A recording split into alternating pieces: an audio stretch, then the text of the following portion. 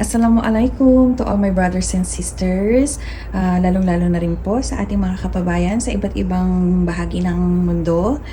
So, ayun na nga, pasensya na kayo sa nakaraang video ko dahil talagang naguhumindik, di ba? Galit na galit, gustong manakit. Ngayon, okay, the karma is real. Ang bilis, ang bilis. Harinawa, inshallah, mapansin ng gobyerno ang mga katutubo nating kapatid na nagsampa ng kaso, reklamo dito kay Castro. Diba? Ang bilis ng karma. Pinatatanggal na siya sa sa HOR. Plus, hindi siya nararapat tumakbo sa Senado ngayong eleksyon. Diba? Sabi ko, diba, sa game of politics, madalas talaga gamitan. So, nung ginamit lang siya para magmukhang siya ang kalaban nitong mga crocs na to. Ang nangyari ngayon, since tapos na ang papel niya, mawawala na din siya sa HOR. Diba? Ang bilis naman ng iyong ng script mo. Hindi ka man lang pinagtagal ni Direk, ba't naman ganon? Sayang ang pag-make up mo nung pinakontent mo si Attorney Lopez. Ngayon kaya paano?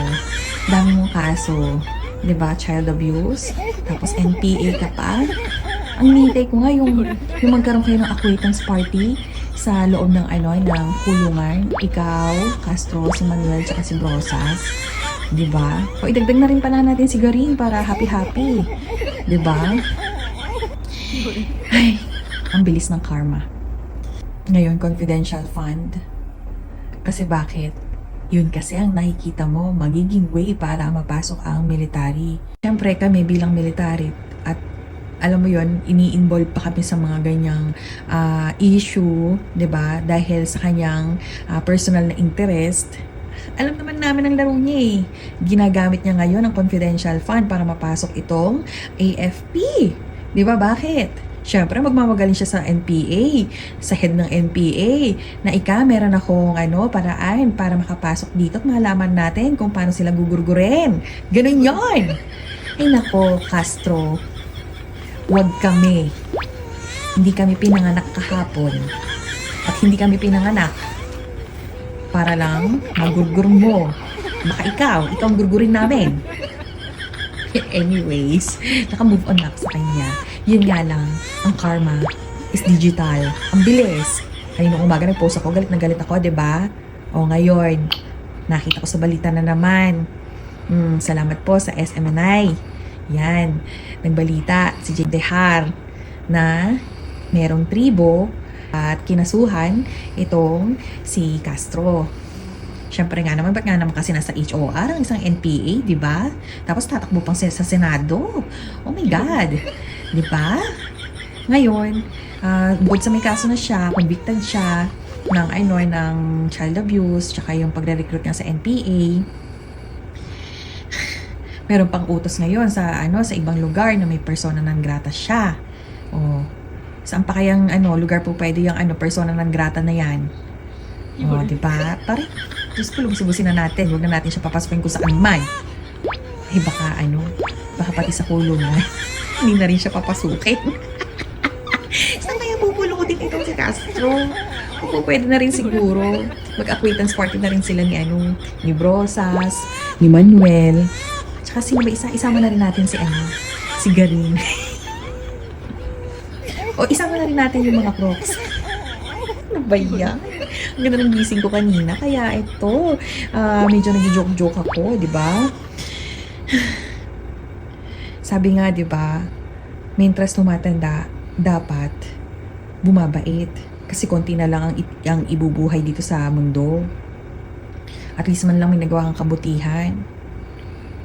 Ikaw, Castro, paano? Wala ka pang nagagawang kabutihan. Puro kasamaan.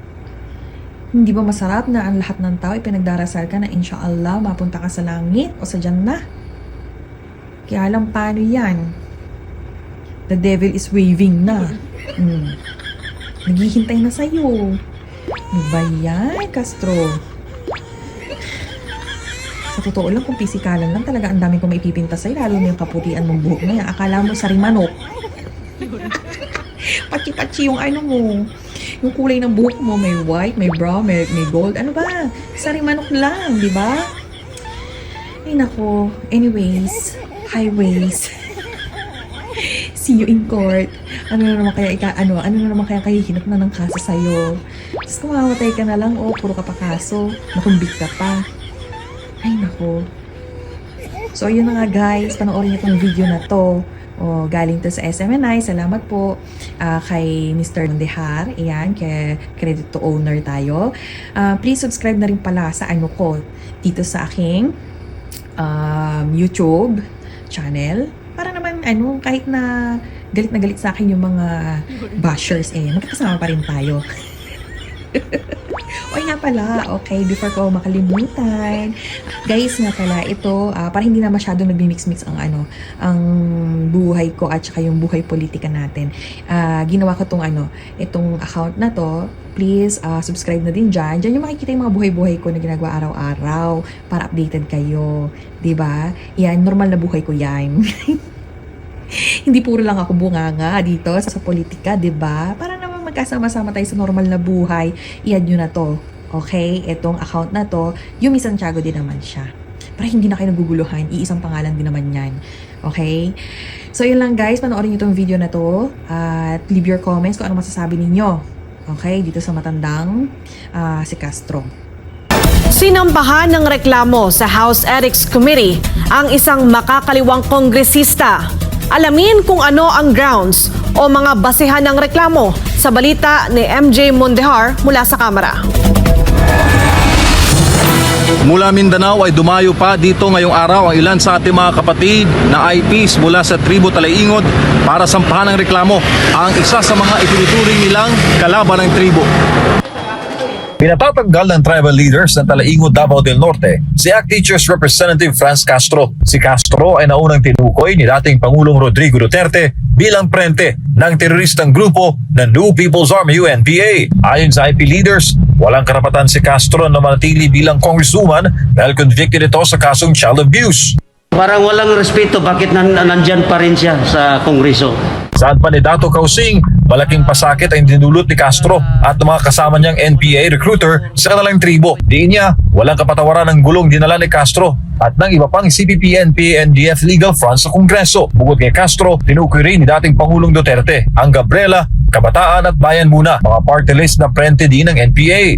Gusto namin na marinig yung sa aming hinaing na matanggalan siya, mapaalis isip congresswoman sa ating bansa or kasi parang iba talaga sa aming customary law kasi parang wala nirerespeto yung law namin.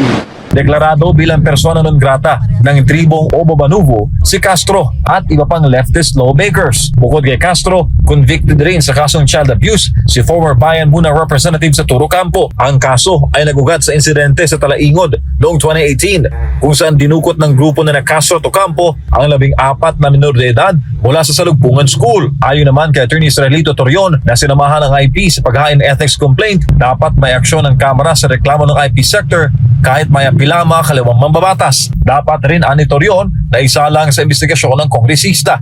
Nakikita naman namin at natin na convicted na siya sa regional trial court and even if it is on appeal before higher courts, but the administrative aspect of the crimes that she committed should be likewise under investigation.